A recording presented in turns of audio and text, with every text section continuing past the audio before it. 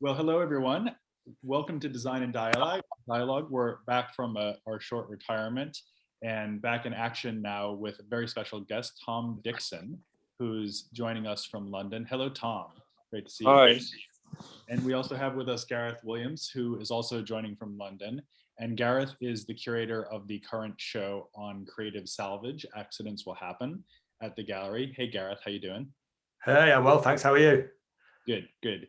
Great to see you both. And Tom, before we start to you, if it's okay, we just wanted to get a word from Gareth about the exhibition so people know the context for our conversation.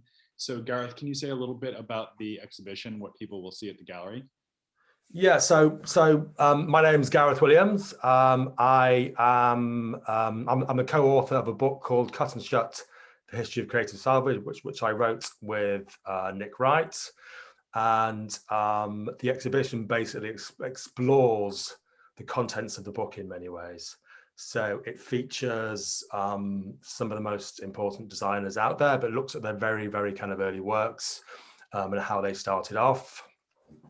And it features obviously Tom, who's here with us today, but also we've got Ron Arad, Danny Lane, Mark Brazier-Jones, John Mills, Deborah Thomas, and Andre Debroy. And I first came across Tom's work. I mean, I'm from an auction background originally, so I worked for an international auction house. And when I first started off, we used to handle a lot of fine arts. I used to see a lot of very fancy kind of French furniture, lots of kind of exotic woods and gilded pieces and ornate shapes. And every now and then, one of Tom's pieces would come in, and it would completely blow my mind because it was like something I'd never ever seen before. And it looked a little bit like furniture that wanted to smack you around the head. So I was kind of instantly intrigued. It was made from things you wouldn't associate with furniture production. So scrap metal, rusting parts, all welded together to produce these kind of unique pieces that were just completely crazy. And they look like they've been made at a rave. And I think it's probably fair to say that occasionally some of them were. So intrigued, wanted to find out more, and that was kind of how the idea to do the book came across. And we started to arrange interviews with everybody, and Tom was the first person that we spoke to. And Tom completely changed the course of how we envisaged the book was going to be through kind of the stories that he told us. I mean, he comes to design from a very non-traditional approach. I mean, it wasn't his intention to be a designer. It was kind of tied into his links with the music scene, the underground music scene. He was responsible for putting on these amazing kind of warehouse parties. Well, Gareth, before you start telling the story, let's have Tom tell it. Why don't we go ahead and start looking at some images. So Tom, we have some images from the Cut and Shut book to show as we speak about what eventually came to be called the Creative Salvage movement. So I'm just going to share my screen here. But before we get to that, want to first touch on a very important topic, which is that you used to be in a band called Funkopolitan, and I'm sure people would be very interested to know about that part of the story and how that led into your design work. Well, I mean, I guess I left school without a plan, without any specific talents. And I tried art school for a very short while, 6 months at Chelsea Foundation. It didn't agree with me. I had a big motorcycle accident where I broke my leg, and I never went back to art school. I ended up being a technician in a wood shop. I colored in cartoons for an animation company. And I was in a band at night, which pretty much everybody in London was also in a band. I mean, it's just what you did at the time, right? We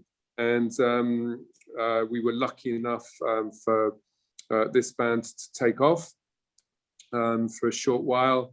It became, you know, an attraction in London. We played unconventional venues. That poster there is from a gig at the Wimpy Bar, maybe, which is equivalent of McDonald's in America. So we actually played in burger bars and roller discos. and we very quickly, after maybe 6 or 7 months, signed a record contract, and then went off round the world, recording in Electric Ladyland in New York. So my first visit to New York was that way, and supporting The Clash on Broadway, supporting Ziggy and Rita Marley in Spain, Simple Minds in Finland, and it was kind of fun, but actually signing up with a record company kind of ruined it a bit, and set us on a kind of conventional rock and roll path. I was a bass player in what was a punky disco band, not rock and roll. And anyway, so that ended with the second motorcycle accident where I broke my arm. But by that time, we'd already been involved in the club business, setting up nights, and eventually ending up with a permanent space in Berkeley Square in the middle of London.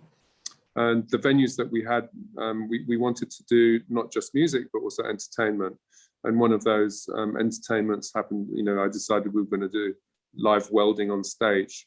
That was in between the bodybuilding and the, what else did we, the bodybuilding and the plate smashing event. And so, the first few interventions were more performance arts rather than manufacturing. But that's kind of the way it started. So, kind of chaotic beginning, if you like. And meanwhile, as this was going on, you also had other things happening in London. And I'm just dropping in here an image of the one-off shop that Ron started, which I think it was in 1981. Is that right, Gareth? It is, yeah, 1981, yeah. And so this design force would have been part of the city's culture. I'm wondering how aware you were of that at this early date, very early 80s. Well, I'd been making, there was very few people doing what we were doing. In London, there was, somebody doing kind of furniture made out of scrap wood. There was somebody making jewelry out of found objects, and there was a fashion designer making things out of old post bags.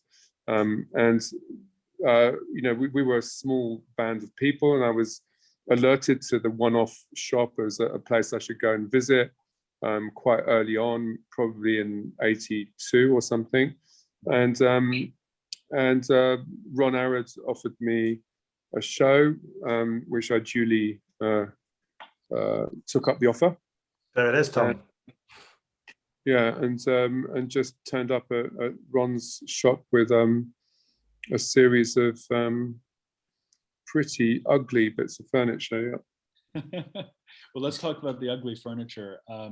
We have quite a few examples to look at. And Gareth, maybe I could ask you to say a little bit about what the process of recovering these objects from, 25 years ago, plus or minus, what was that like? How did you actually locate them? I mean, it was a relatively straightforward process in the sense that a lot of people who own these pieces, myself included, are really passionate about them and how they were made, and also realised that the story hasn't really been told to a large degree on an international level. So, I mean, when you talked about doing an exhibition, people were quite excited about the idea, and they were very happy and keen to loan to help. So the people that you're borrowing from really are the original owners who still have the pieces in their collections, is that right? Some of them are collectors who I guess they're not old enough to have bought them first time round, but have since discovered the pieces and have sort of fairly large holdings. And we also had great help from all the designers involved, have been very, very helpful in providing pointers or pieces to kind of fill out the show as well. Cool. Okay. It's worth asking because in some ways they seem to have been made in a somewhat ephemeral and certainly very immediate spirit. And Tom, I wanted to ask you about this one in particular because it's unusual in that it's actually not welded, it's sort of wired together. And I understand part of the story is that the welder was just in use by Mark Brazier Jones on the same day. So you had to throw this together in a different way. Is that right? Yeah, Mark was the first person with the electric welding. I'd learned gas welding, but gas welding required having an account with the gas suppliers, which I didn't have at the time. I think this is an example of design kind of belonging to everybody and anybody. If I could make something with no training, with no tools, with found materials which hadn't cost me anything, then presumably anybody can. It's not like it's a formally attractive chair. It didn't require any equipment, and it was purely made out of found objects and kind of bound together in a super primitive way. I guess it's not to everybody's taste. It's certainly a bit rickety, definitely not safe. Probably a little bit dangerous actually, and very rusty. So it's not, but I think that when I show this picture, I'm just saying that in a way, it's got something which is relatively rare, which is a very personal attitude. And I think increasingly in the modern world that it's kind of hard to be different, and this was kind of different. When it appeared, it didn't really look like anybody else's. You've got to remember at the time that the main trends in furnishings were a kind of revival of the Bauhaus. It was Wolf of Wall Street kind of time, and chrome and black furniture was very much in vogue. There was definitely postmodernists, so the Italians were peddling the end of what had been an amazing series of postmodern kind of innovations, very geometric, very plasticky, very bright in colors. And then in the UK, we were really in a kind of nostalgic mood with chintz and floral textiles, very decorator, very, very old-fashioned, led by the likes of Laura Ashley. So it was very much easier, I think, to be kind of counter-establishment, anti-establishment, than it probably is now. So these things, I guess, must have looked pretty abrasive at the time. Would you say that the idea of this being everybody's design, was that something that really came right out of the music scene from your point of view? Because I think of the famous punk slogan, here's one chord, here's another, start your own band, that kind of attitude. And I wonder whether you think this was a kind of transference of the music idea and subculture to design. Yeah, I do think that the punk movement definitely did liberate a whole generation of people from feeling that they had to A, conform, or B, even be any good, in a formal way to produce. To produce, the most important thing became attitude and uniqueness, and not a polished outcome. So I think that was unique to, pretty unique to London at the time, and definitely the key was unlocked by a series of non-musicians that became the punk bands.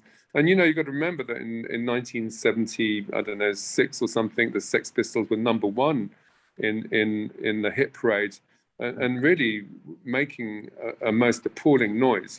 So that must have taught us how to behave. And still I don't think that I'd have understood that if I hadn't myself been in music before, where it's pretty normal, and had been for a long time, for you to learn your own instrument and make up your own tunes and take and book your own gigs and do your own flyers, and pretty much that's what we did in furniture. We created our own exhibitions. We made it up as we went along, and the most important thing was to have a recognizable attitude and manifesto, rather than a series of very polished manufacturing skills or craft skills. Yeah, speaking of manifesto, there is actually a Creative Salvage manifesto. It's quite short, but I would love to know kind of how that came about and your involvement in it, and the extent to which the manifesto was intended seriously, almost as like a continuation of the avant-garde tradition of the manifesto going back to the futurists, and how much of it was more about, a sensation that you were creating?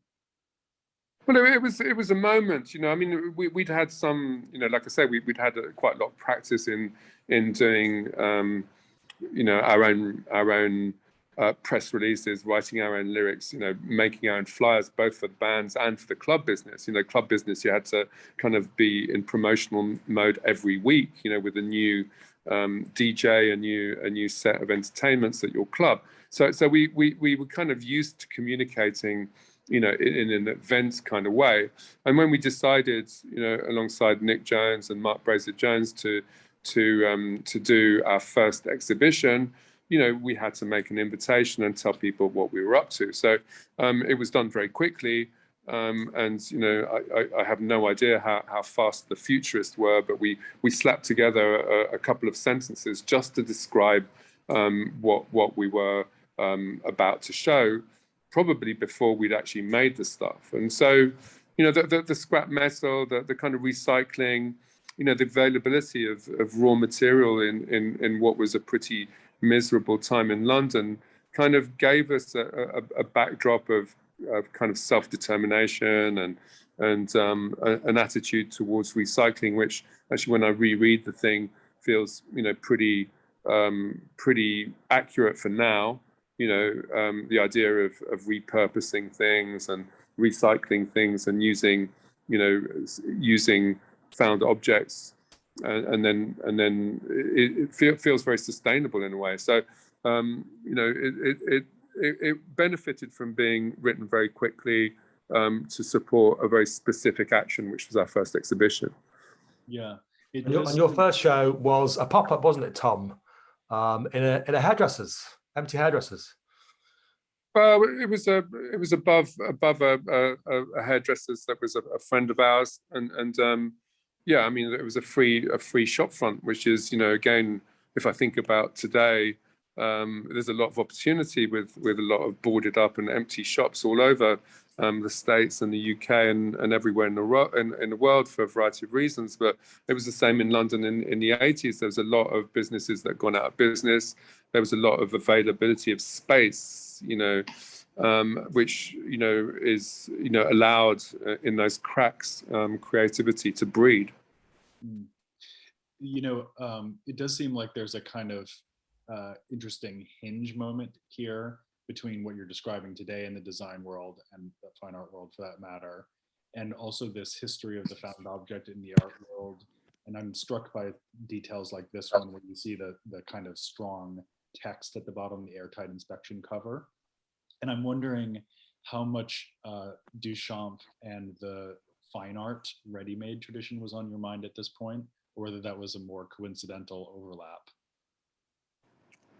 No, I mean, I think the found object had been, the ready-made of Duchamp was, definitely kind of in the back of our minds. I mean, we were all interested in art. I'm a big museum, obsessive anyway. I think scrap metal had been used a lot and found objects by people like Paolo Lozzi, in the 60s, and Caro in sculpture, David Smith in America, definitely Picasso and Gonzalez before that in the 40s or whatever. So the idea of the found object and the repurposed object was definitely prevalent in art and was definitely an inspiration.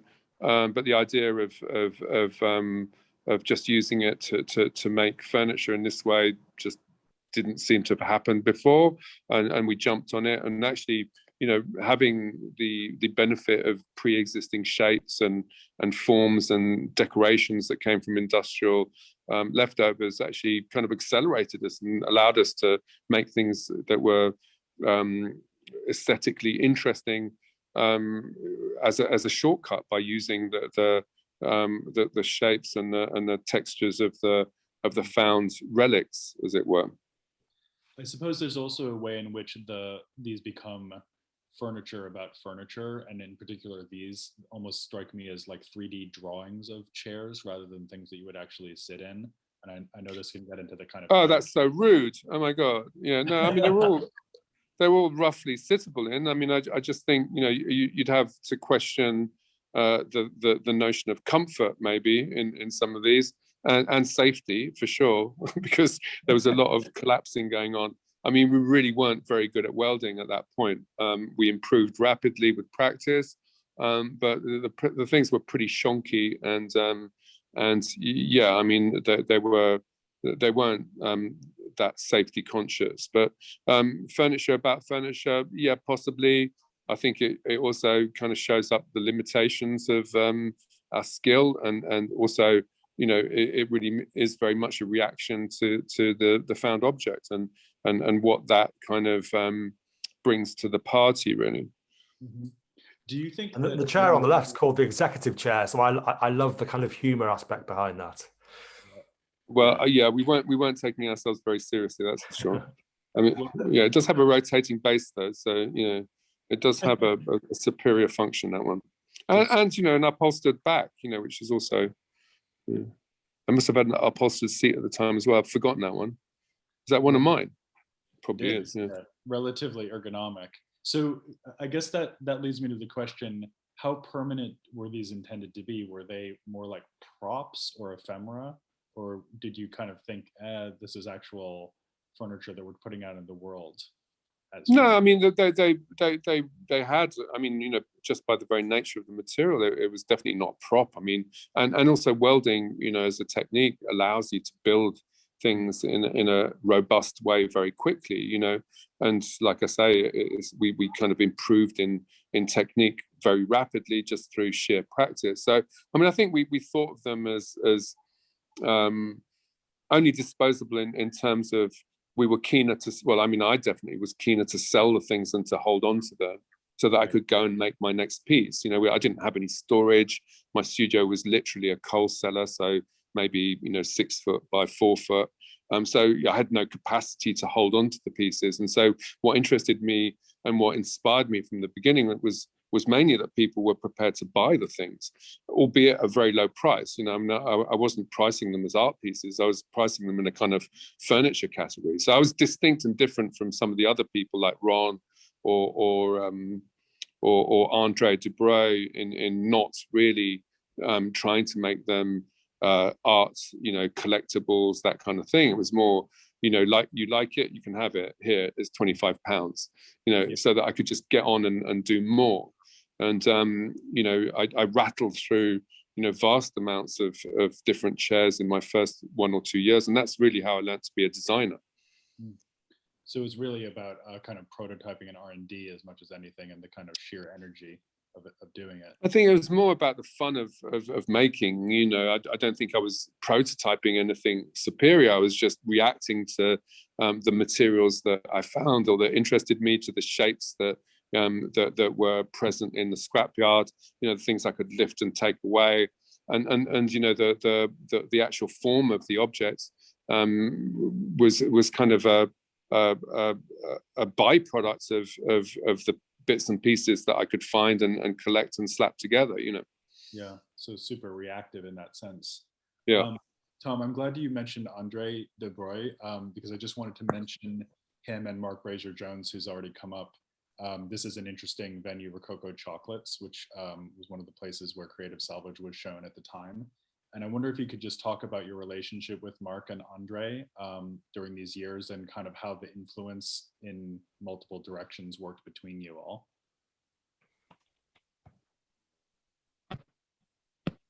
Sorry, my relationship with who, sorry? With Mark Brazier-Jones and Andre Dubrow.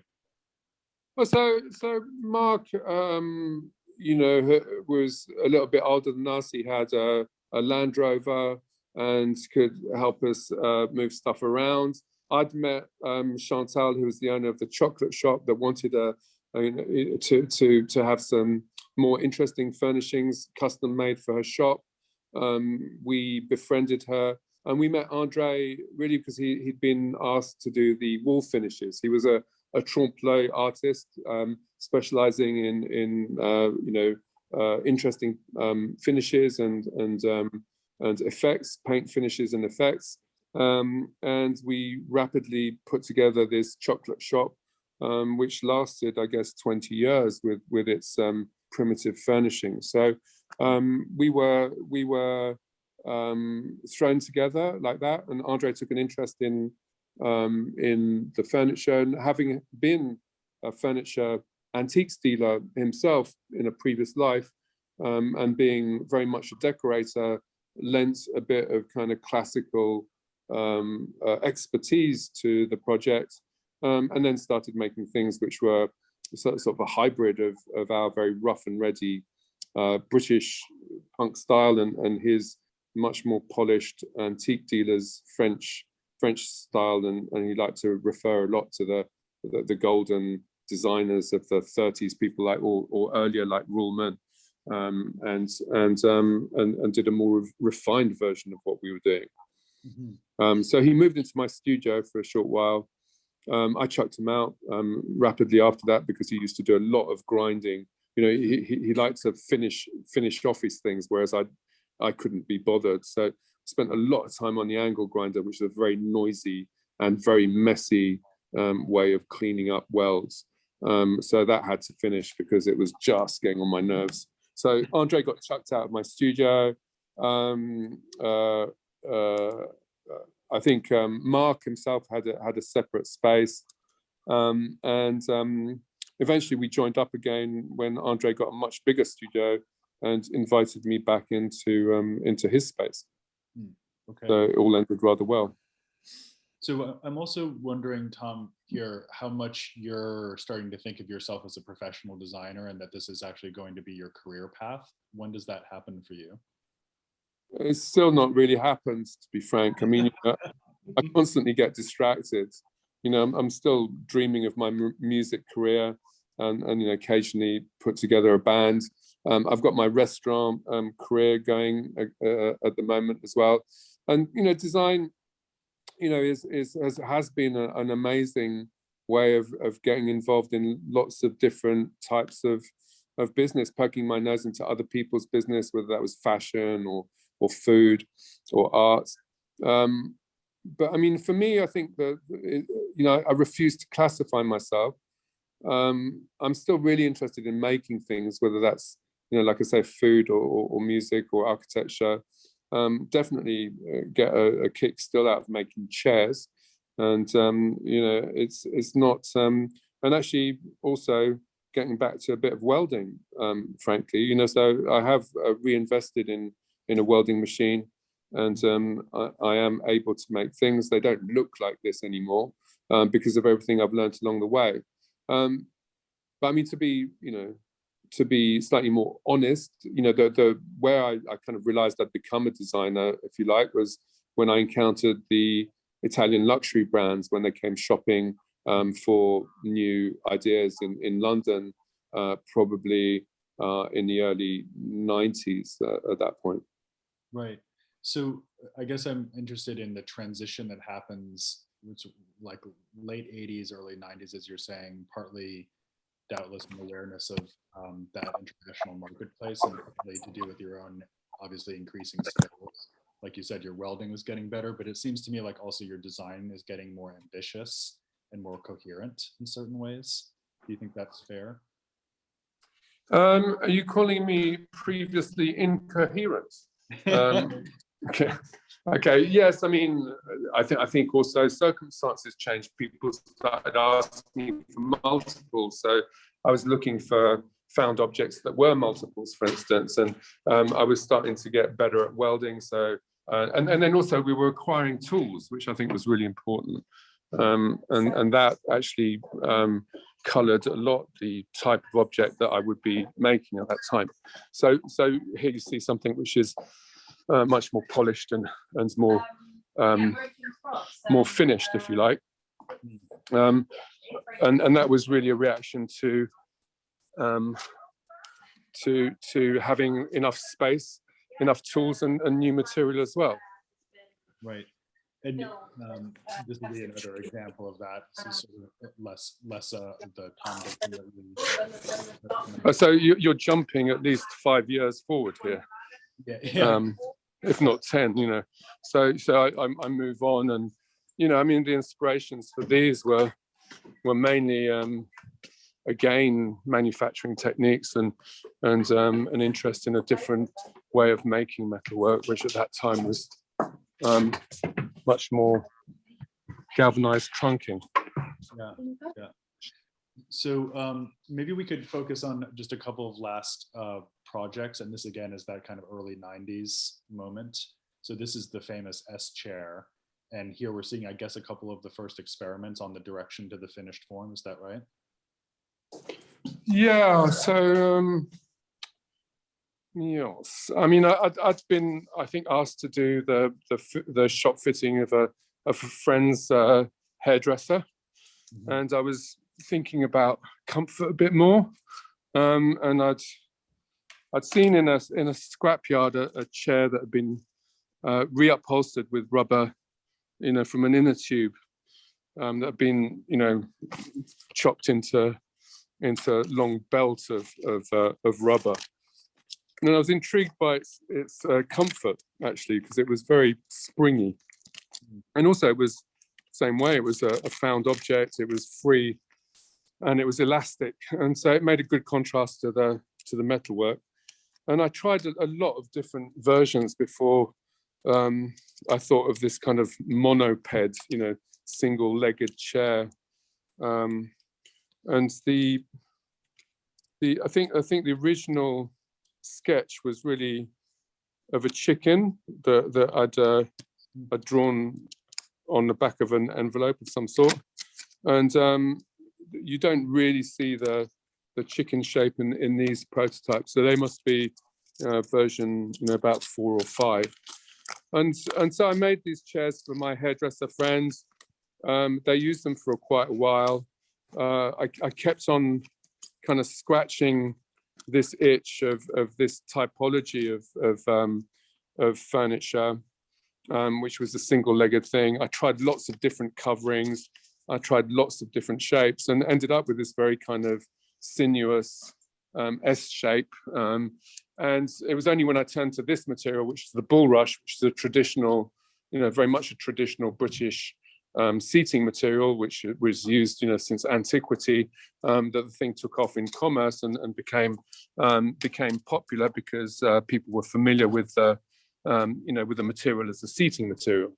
So that became something which we were able to make in multiples in my studio. Sorry, things are still falling down in my studio. And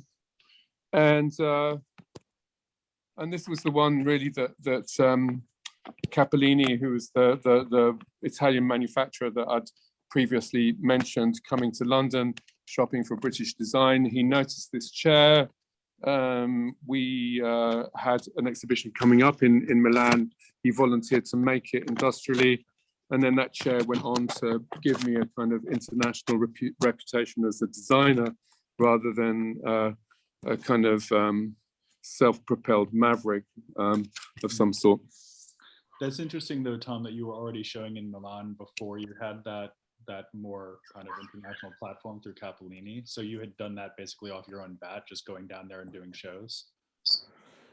No, I mean, by that time I was being collected by a variety of people that were interested in interiors and interested in art. I mean, my customers tended not to be British. They tended to be Germans and Japanese, and then eventually Italian as well. So a lot of people that were involved, particularly in finance in the UK. UK had always been a financial centre, so people that were involved in those kind of industries, fashion people as well, the Comme des Garçons, kind of Vivienne Westwood. So my clients were kind of people that were able to either facilitate or interested in collecting art and furnishings, or had shop windows that they wanted to have something new in. And that led to doing exhibitions, and we were asked by, I think, Romeo Gilli in Milan to do a show during the furniture fair, and we rocked up. It was me, Mark Newson, and another American called Chris Roos, that ended up doing our first show in Milan together, really at a time when most of the design in furniture shown in the Milan Furniture Fair was really Italian designers. So Capellini picked this chair. He had a soft spot for British designers, and it then gave me a much more international and more conventional design profile. Right. Okay. Thanks. That's super helpful. And let's look at just one last body of work from this period, which is the Pylon series. So interesting, partly because, from what I understand, it's also a point where you started to engage with digital design renderings, digital drawings. Can you say a little bit about that? Well, yeah, I mean, I'd started, I'd moved to a different studio, which was in the basement of a design firm owned by Sebastian Conran, who's son of Terence, and he was a very early adopter of Apple Mac kind of engineering programs.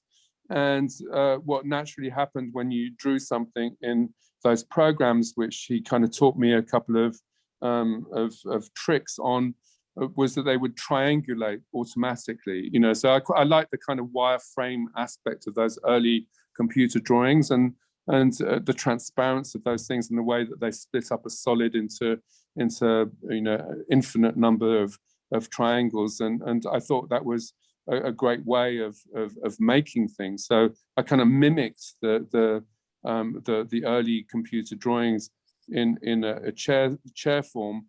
I don't think I drew it first on the computer. I was first inspired by that, and then there was a kind of feedback loop where I was trying to work out what the correct way of engineering this object was. But really, it was trial and error, inspired by computer design. I mean, I'd learned to draw on a computer quite early, but I always favored making the real thing. Yeah. Okay. And of course, there's also the reference, it's called the Pylon series. So there's also a reference to other earlier industrial forms, like, yeah, and non-design things that were purely engineered rather than drawn up. And I'd always had a fascination with structures that were not really design structures, but just, I liked the actual the way you put things together. So the riveting, the bolting, I like Meccano sets and Lego and the rest of it. So, for me, the decoration, and this is still something you'll see in my work even now, is that the decoration often is a byproduct of the way it's put together. So it might be an overexpressed structure, it might be putting the structure forward, but often the result is something that looks quite decorative, but is actually a celebration of the way it holds together. Cool. Okay. Thank you.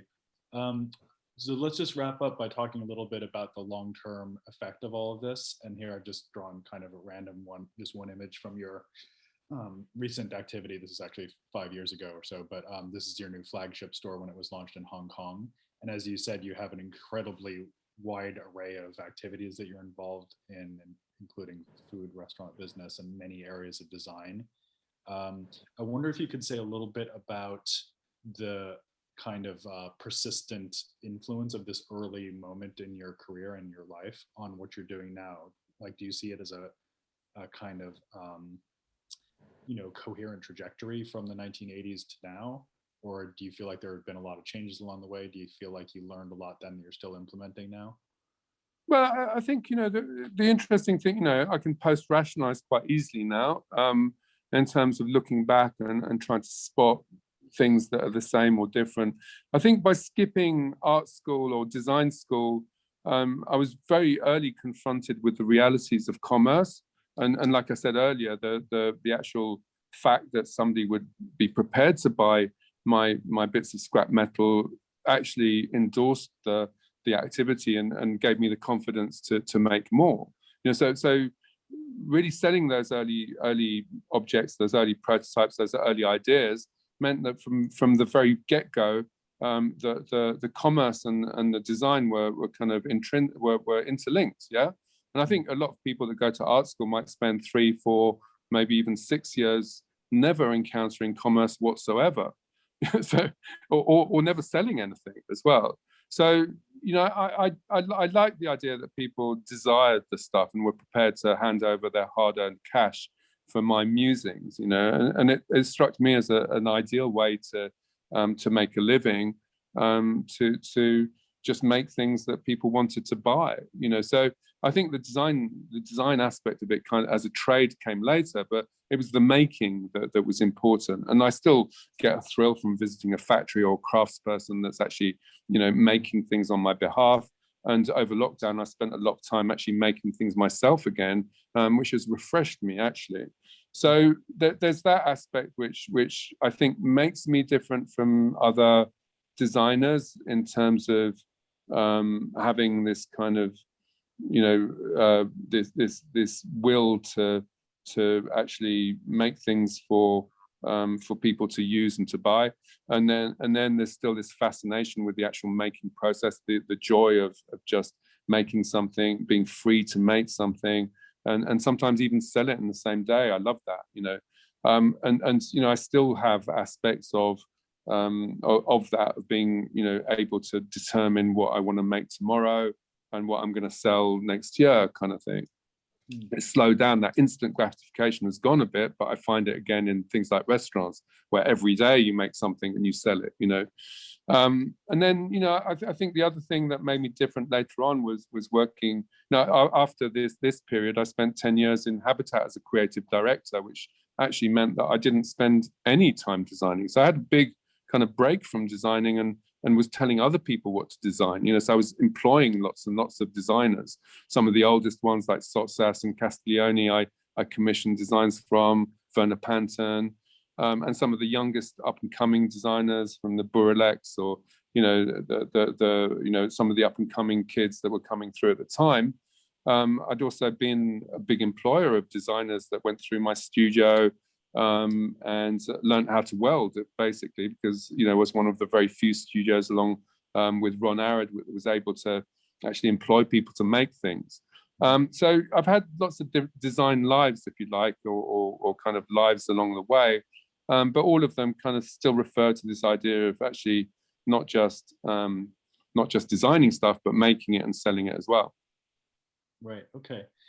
Gareth, can I just bring you back in just for a couple of last comments here? Yeah, of course. Can you say a little bit about more about what you think the legacy of the Creative Salvage movement is? Tom had touched earlier on the sustainability angle, which does, I have to say, seem remarkably prescient in retrospect. You look back at this use of found objects and scavenged salvaged materials, and it does look a lot like what designers are interested in today. Yeah, absolutely. I mean, I feel it's never been more relevant today. And the other thing that I think is important about it is that there's such a local element to it. So for me, it was all about all these pieces being made in London, but they're also being made of London. So if you look at Tom's railings chair, which incorporates some found railing uprights, or his coal hole chair, which features sort of a manhole cover, it's about using local materials that are unwanted and turning them into something that is bold, new, and radical, that somebody wants to live with. But I also think it's important in the sense that Tom enabled design to be possible. It's like the punk ethos. He enabled design to be possible for everybody. So essentially challenge the notions of what you could use. All you needed was a bit of imagination, the most basic of tools, and some basic material, and you can turn that into something spectacular. And I think before Tom, that was a relatively new and novel idea. Yeah, it's been so interesting to hear Tom talk about the transition from the music scene to, and the sort of self-starting initiative, and in a way, the fact that the back end of the design activity and the back end of the music activity was similar, you know, just go out there and do it in a way. And that's another spirit that you see in a lot of younger designers, obviously in a totally different context, using digital platforms and so on. But that idea of individualism and self-starting is with us as well, for sure. Yeah, and it was very youthful, and it was very spontaneous. It didn't take itself too seriously. And I think, again, that spirit has kind of infused design today as well. So yeah. So one last question, Tom, before we let you go. I'm just aware that we haven't mentioned Thatcherism and the overall kind of political context of the design work that you and the other Creative Salvage were engaged with necessarily back in the 80s. And I wonder if you would just have any words for us about what design meant then as compared to what it means now, even as a political activity, as a social activity, as a cultural activity, kind of a little bit. Well, I think, you know, I've worked in a time where politics wasn't very important in design. I mean, the 60s designers I met were really concerned about design improving lives. And I think, you know, we didn't succeed in really improving life, but that time has come again where design has to be activist, I think. So I hope that's, you know, that's something myself I can get more involved in. I am just starting out, as you know. I'm afraid I'm going to have to run now. No, this has been perfect. Thank you so much for your time and insight. Thank you, Tom. Okay. Brilliant. Thank you. Thanks, Bye. guys, and thanks for Bye-bye. coming. Bye-bye. Okay. So please do come along and see the exhibition. It's now on at the gallery and will be for a little more than a month. Gareth, thank you so much for joining as well. It's been a pleasure. My pleasure. Thanks, Glenn. Okay. Thanks. And we will be back with Design and Dialogue with something sometime with somebody great again, just like this. So do keep an eye out on our social media and we'll see you again. Thanks.